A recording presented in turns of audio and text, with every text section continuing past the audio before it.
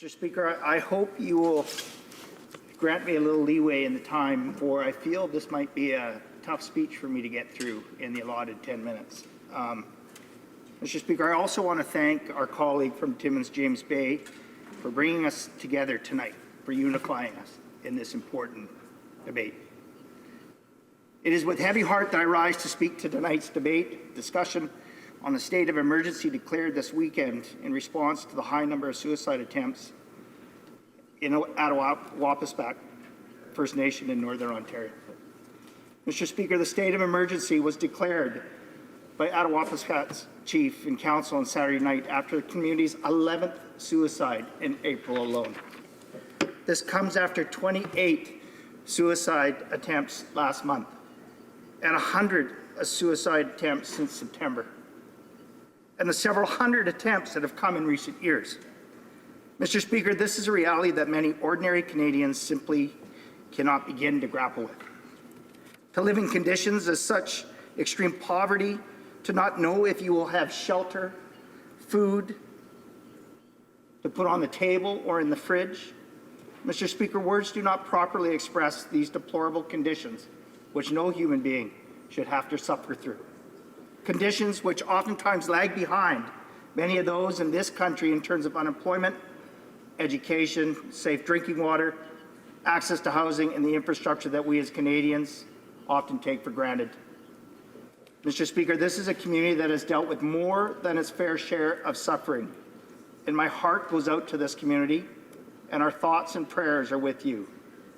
But Mr. Speaker, words simply are not enough. Only action, immediate action, will stop another unnecessary loss of life.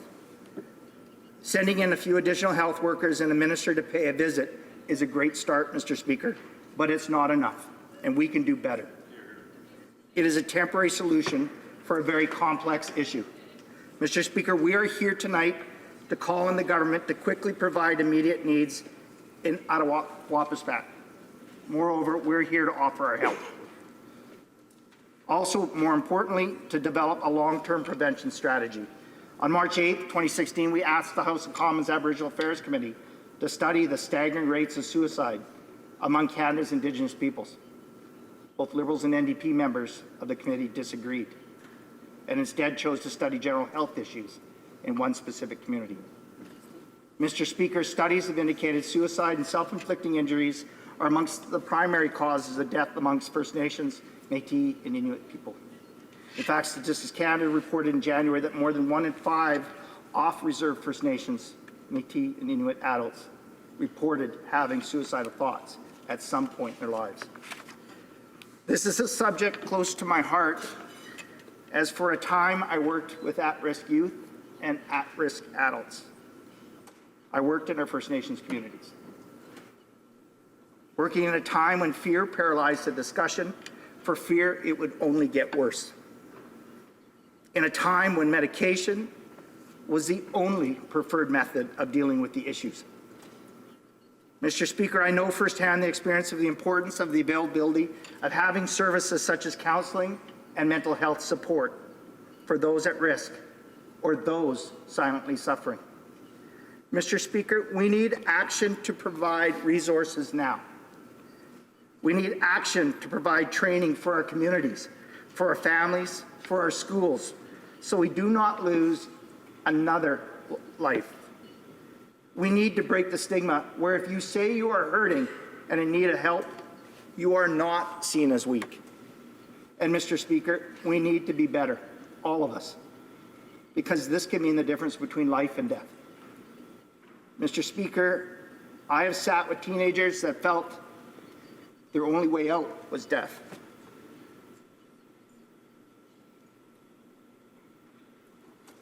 I've sat with families grieving because they have missed the signs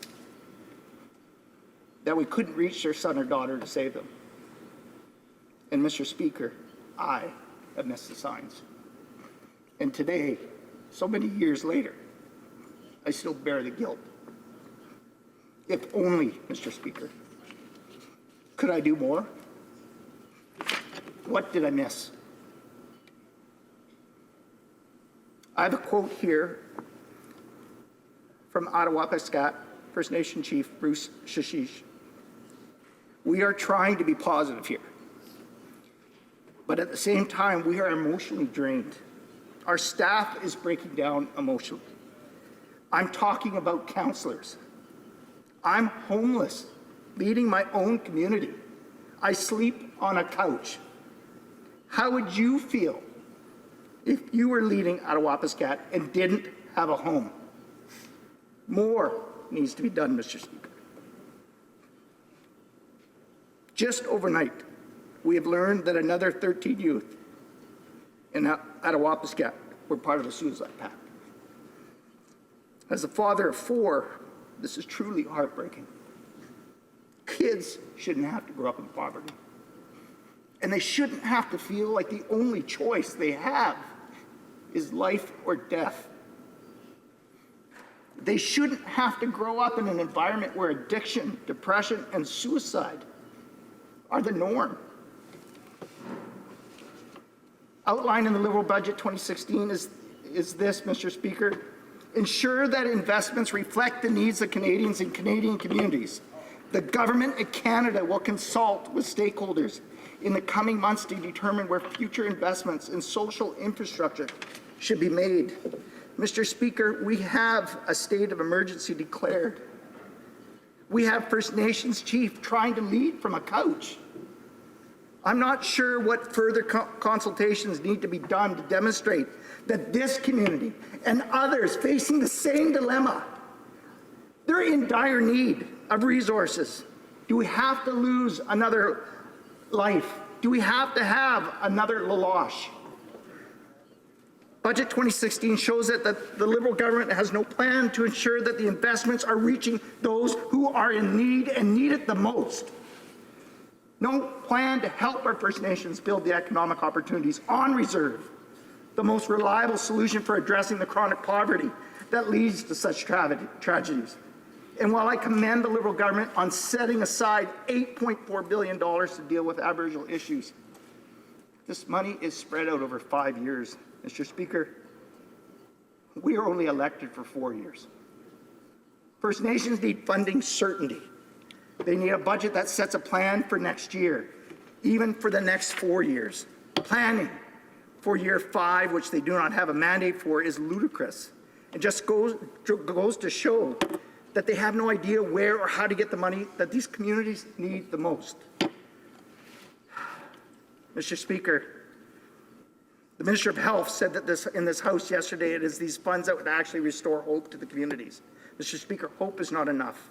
A state of emergency needs governments need to implement a course of action to address the emergency, and unfortunately, hope is not tangible. A plan is tangible. Actions are tangible, but both we have yet which to see. We need a strategy, a national strategy that deals with the immediate emergency, and one that looks at how we deal as a nation with our current mental health issues affecting all Canadians. Mr. Speaker, we sit here tonight because an emergency debate was called, and it involves a community that needs help in a crisis like this, opens our eyes to the fact that we still have so much to learn. After all these years, we have so much to learn. Sadly, it takes a crisis to bring us all together as citizens, as community members, and for those of us sitting in this House as parliamentarians. I think I speak for all of my colleagues when I say we took these jobs as members of Parliament with the hope of leaving behind a better country, a better Canada for the next generation, a better Canada for all. Mr. Speaker, First Nations communities deserve the same level of services that the rest of Canadians have. And sometimes partisan politics need to be put aside and members need to come together to find solutions to prevent, Mr. Speaker, I hope you'll give me the time just to finish, I'm almost there. To come together to find solutions to prevent another unnecessary loss of life and to give a voice to those who feel like they're not being heard, to give every Canadian equal opportunity to succeed. And Mr. Speaker, give every Canadian the resources to lead healthy lives. And Mr. Speaker, if faced with the unmanageable, we never miss those signs. Thank you.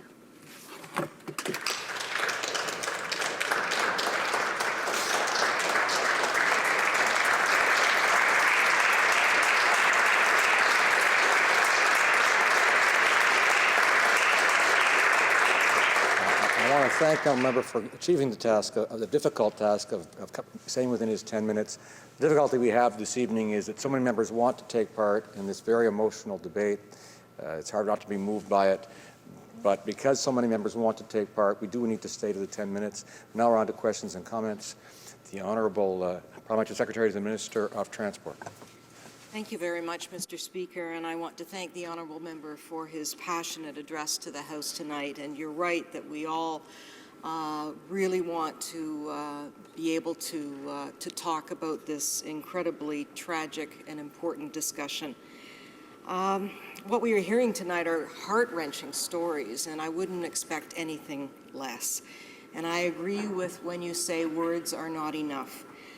Just last week, I had the honor of attending a grade 3 class at the Standing Stone School on the Oneida Nation of the Thames near London, Ontario. And I visited the class to hear from the students who had all written letters to the Prime Minister imploring him to make a difference.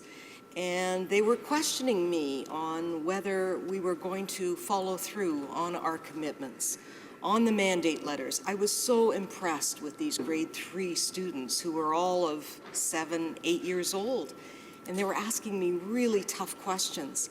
And I realized at that point that words aren't enough, that we must do more. And I think the fact that we're all here tonight and we're all discussing this very important issue, I have to believe that we are on the same page and that we will make a difference. Thank you, Mr. Speaker. The Honourable Member for Prince George, please, for Caribou Prince George. I thank our honourable colleague from across the floor. I apologize for the emotion. This is something that we can leave a mark, that we can leave a legacy, that we can do better. And it doesn't, regardless of political stripe or background or social background, it doesn't matter. It doesn't matter whose name is on it and what we're doing. We need to get together.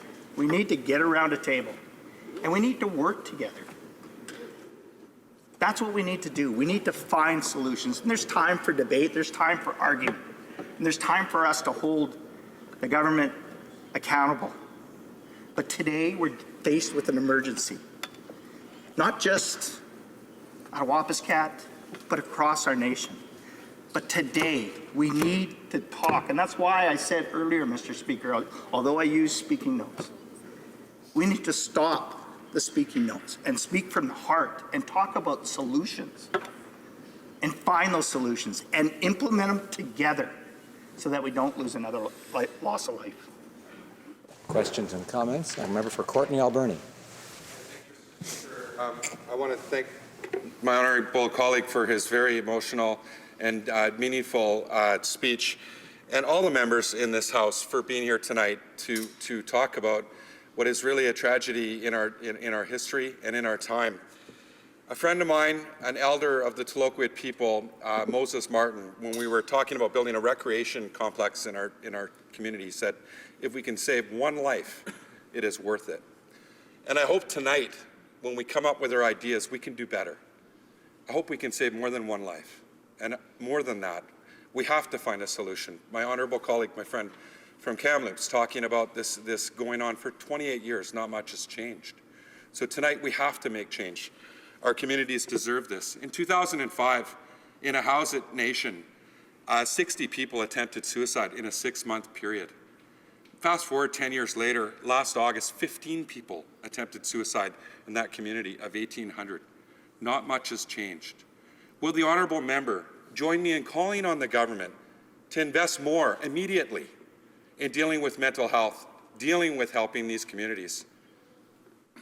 Member for Caribou Prince George. Thank you, Mr. Speaker. Not only will I join our honourable colleague in imploring and asking, it is one of the reasons why I tabled my bill, Bill C-211, to look at a national framework dealing with PTSD for first responders and veterans, because our mental health issues affect all Canadians. And we need to have a national strategy. My hope out of putting forth that bill is not only can we help those that run towards danger when others run away from it, is that we can have this discussion so that we can serve all Canadians and build a national framework so that we can stop this incredibly horrendous epidemic.